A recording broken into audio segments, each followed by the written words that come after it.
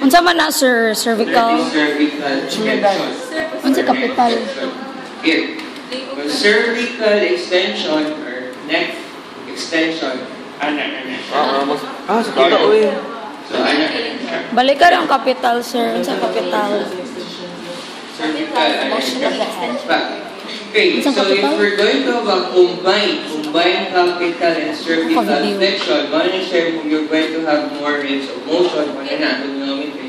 So, siya mo movement plus pagod So, siya combined capital and cervical flexion. Combined capital and cervical extension, plus pagod here. So, combine gani, mas greater yung range of motion. Sarang gani, mas limited. Okay, so I'm going to demonstrate your 1 for MMT direction. Okay, first, you now have your capital extension. Thank you. Extension of the head. Okay. So, as I've mentioned before, we're going to start with a grade 3. So when you say grade 3, that is moving against gravity without any resistance, diba? Okay. So position here, para achieving mo ang grade 3, what would be the position? Roll. So you're going to position it roll. If kung sitting ka or standing, if you're going to extend your capital, wala ka nang move against gravity, diba? If ever you're in a sideline position, you extend mo sa na against gravity. So that would be in prone position, so that when you move that one, you're moving against here. So manay position sa mga patient. So before you're going to position your patient, you have to explain again the rationale. Okay. Kung sa practical, kay combine man ni ROM, MMT, explain na sa inyo sa MMT. Manama po, good morning sir, sabi nyo sa ROM, good morning sir. Good morning, so in-test mo for the strength, you don't have to again say good morning again sir. No, manang ingon good morning, so dito na ka sa rationale. Most polite ba ya, sir? Dito na ka sa rationale. Okay.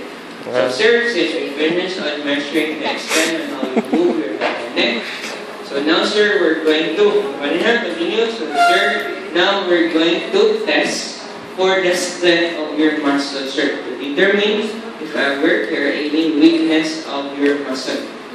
Paano? So, rationally. Can you mention the loose? Okay, siya. Okay. Okay, sir. So, during some context na to sa strength, I will just require you to move your head and in certain instances I'm going to apply resistance in front. So pag move rest in head shirt, so just to move your head in, Ito 4th year ba? Pwede mag-video itong mga lecture sa mga teachers na to. Your 4th year. Mag-video itong mga lecture sa mga teachers ba? Pinasikalit tulong ba? Okay sir? Okay sir, I want you to lie, on this plate. Sir, I want you to lie on your chest. On your stomach.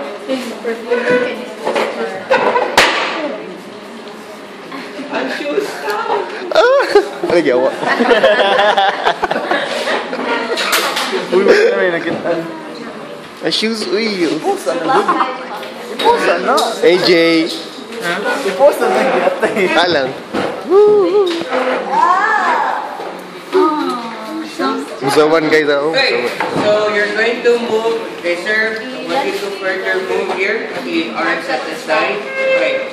So first, you're going to support the first ang head by explaining that to your patient. Ikapoy ka niyo na. Sir, just be relaxed up there. Magka-abs na ng liog ng Jaspar ba eh? So, support sa ang head while explaining that to your patient. Ikapoy ka niyo in this position pa. Okay.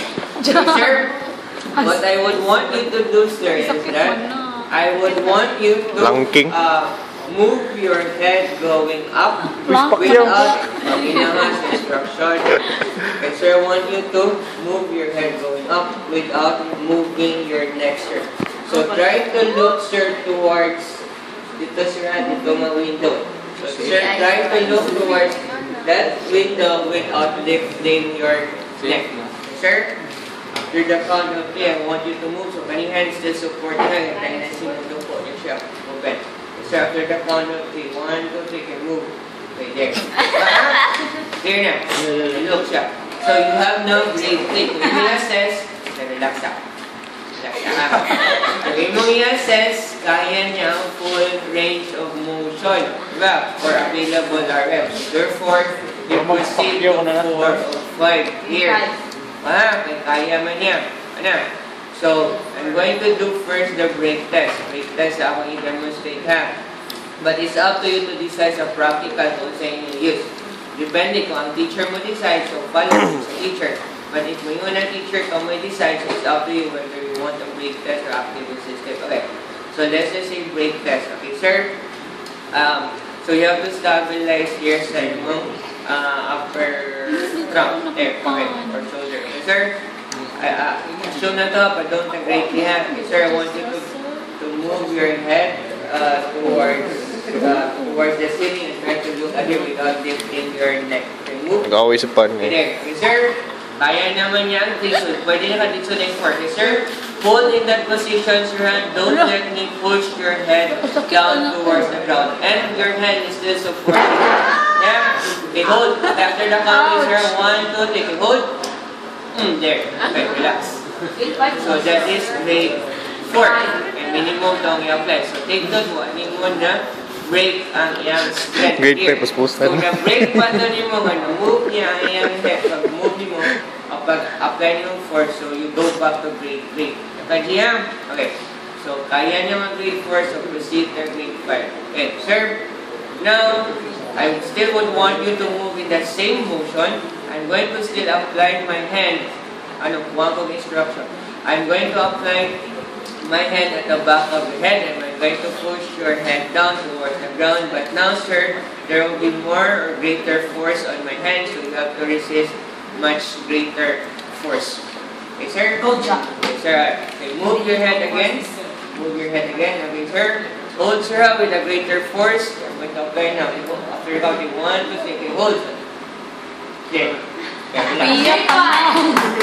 Okay, so that would be grade 5. But I'm not in my proper mechanics, so I should be my proper position more in the position. Yeah. Apply din siya sa grading system. Okay na.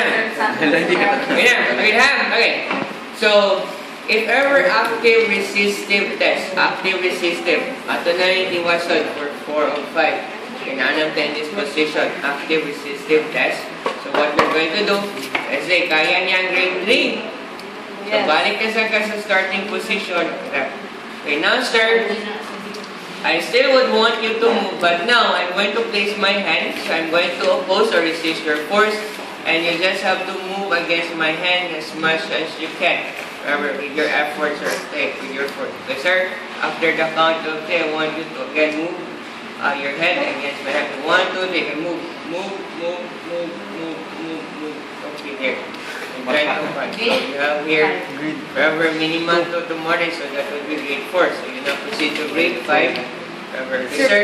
Still same example, sir, but here, mas greater effort. Grabe yung akong bicep, sir. After the count of 3, 1, 2, 3, move. Further move.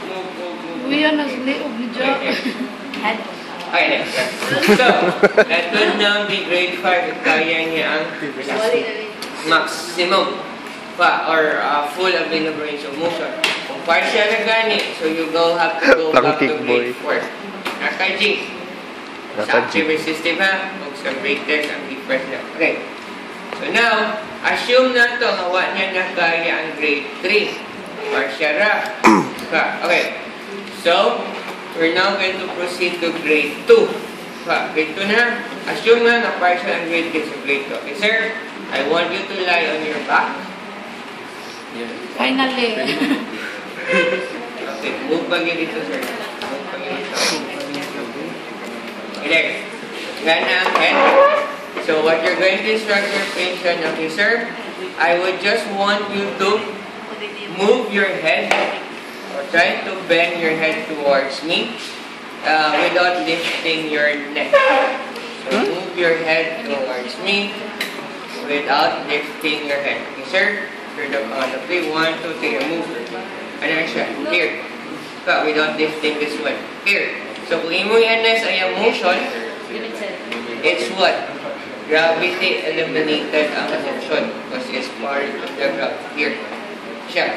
Okay, so kung kaya niya, if you're going to observe na motion, so whether mass I mentioned partial or full, but the motion, so you grade that as 2.